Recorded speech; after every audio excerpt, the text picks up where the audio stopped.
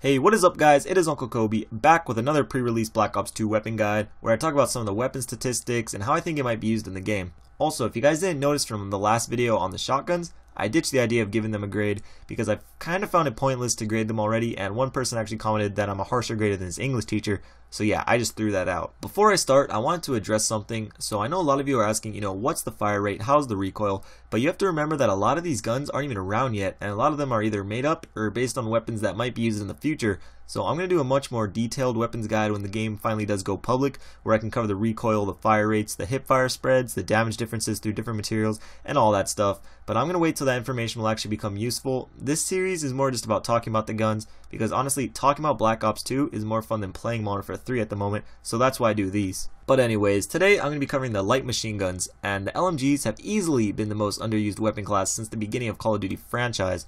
The game will always be saturated with assault rifles and SMGs and the occasional optic wannabes, but how often do you see guys running around with an LMG? It really is few and far between, and I don't really think that's going to change with Black Ops 2, but I still want to talk about these bad boys anyway, so let's do it. So starting off, we got the MK48 with increased damage and range, and it boasts the best stats out of all the LMGs with the 12-point mobility, which will stay constant throughout, and 15s across damage, range, and accuracy.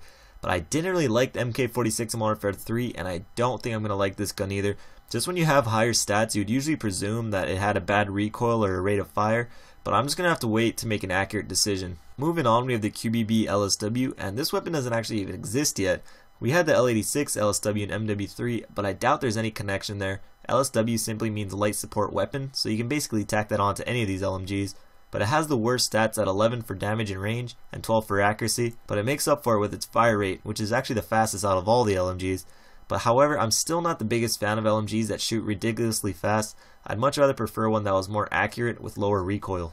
But next we have the LMG that I think might be better than all the rest, and that's the LSAT, whose description is versatile and strong overall. And I like that word versatile because I like my LMGs as close to resembling an assault rifle as it can be, because at that point it's just a freakishly strong assault rifle. But this weapon has pretty good stats with 14s across damage, range, and accuracy, which is slightly lower than the MK48, but I'd give up a point here and there for a more overall well-balanced weapon. But on to the last LMG, we got the HAMR, which I assume everyone will call the hammer, and I found this one very interesting because of its description, which reads reduces fire rate over time, becoming more accurate.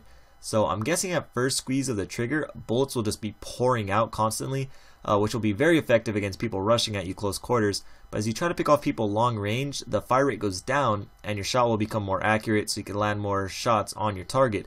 So it's kind of like a PP90 that morphs into an MP7 when you're shooting at long range, which is awesome, but totally speculation. Going over its stats, they're pretty average. It has a 13-point damage and a 12-point range and accuracy, so I think this gun will be very good overall as well. But I hope you guys enjoyed this video on the LMGs, but do you guys even use them currently in MW3? Let me know down in the comments because I personally really don't.